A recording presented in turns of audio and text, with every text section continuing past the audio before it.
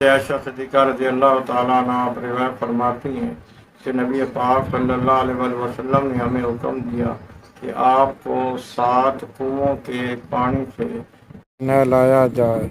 ہم نے آپ کو 7 کنوؤں کے پانی سے نہلا دیا۔ جب آپ صلی اللہ علیہ وسلم کو کچھ افاقہ ہوا تو آپ صلی اللہ علیہ وسلم گھر سے باہر تشریف لائے اور لوگوں کو نماز پڑھائی۔ احد کے شہیدوں کے لیے آپ نے دعائے مغفرت فرمائی۔ پھر آپ صلی اللہ علیہ وسلم نے صحابہ کرام کو بلایا اور ان کو آپ صلی اللہ علیہ وسلم نے یہ وصیت ارشاد فرمائی۔ صلی اللہ علیہ وسلم نے ارشاد فرمایا، اے گروہ مہاجرین تم بڑھتے جاؤ گے، اور اے گروہ انصار تم زیادہ نہیں ہوگے۔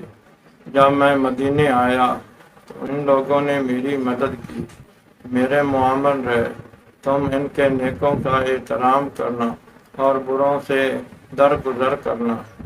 پھر آپ صلی اللہ علیہ وسلم نے ارشاد فرمایا، اللہ تعالیٰ نے ایک بندے کو اختیار دیا ہے، دنیا یا جو کچھ اللہ تعالیٰ کے پاس اس کے لیے اس میں سے ایک کو اختیار کر لے، خواہ دنیا میں زندہ رہے خواہ اللہ تعالیٰ سے ملاقات کر لے، تو اس بندے نے اللہ تعالیٰ کو پسند فرمایا ہے۔ یہ سن کر حضرت ابو بکر صدیق رضی اللہ تعالیٰ عنہ آپ رونے لگے۔ فرماتے ہیں کہ اس سے مراد نبی پاک صلی اللہ علیہ وسلم خود ہی ہے۔ رسول اللہ صلی اللہ علیہ وسلم نے ارشاد فرمایا، اے حضرت ابو بکر صدیق رضی اللہ تعالیٰ عنہ باوقار رہو، غم زدہ نہ ہو۔ پھر آپ صلی اللہ علیہ وسلم نے ارشاد فرمایا کہ مسجد کو آنے والے تمام دروازے بند کر دو سوائے حضرت ابو بکر صدیق رضی اللہ تعالیٰ عنہ کے دروازے کے، کیونکہ میں کوئی ایسا آدمی نہیں سمجھتا جو حضرت ابو بکر صدیق رضی اللہ تعالیٰ عنہ سے بڑھ کر میرا دوست ہو اور میرے نزدیک ہو، اور حضرت ابو بکر صدیق رضی اللہ تعالیٰ عنہ سے بہتر ہو۔ مذکورہ حدیث میں نبی پاک صلی اللہ علیہ وسلم نے کئی باتوں کی وضاحت ارشاد فرمائی۔ نمبر 1 یہ کہ آپ صلی اللہ علیہ وسلم کو اختیار دیا گیا تھا، چاہے تو آپ دنیا میں زندہ رہیں، چاہے جو اللہ تبارک و تعالیٰ کے پاس آپ کے لیے اجر ہے اس کو اختیار فرمائیں۔ تو نبی پاک صلی اللہ علیہ وسلم نے جو اللہ تبارک و تعالیٰ کے پاس اجر ہے اور اللہ تبارک و تعالیٰ کی ملاقات کو پسند فرمایا۔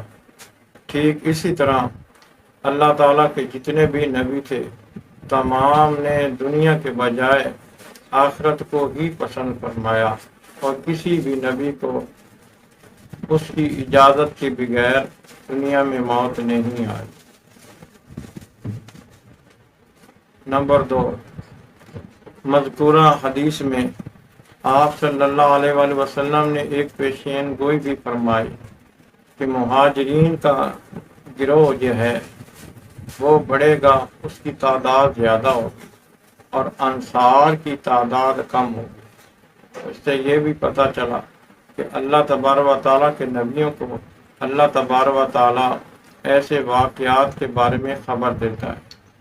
نمبر 3 اس حدیث سے ایک بات یہ بھی ثابت ہوتی ہے کہ نبی پاک صلی اللہ علیہ وسلم نے ارشاد فرمایا کہ حضرت ابو بکر صدیق رضی اللہ تعالیٰ عنہ آپ کے بہترین دوست ہیں، اور آپ سے زیادہ بڑھ کر بہتر شخص آپ کے نزدیک کوئی بھی نہیں۔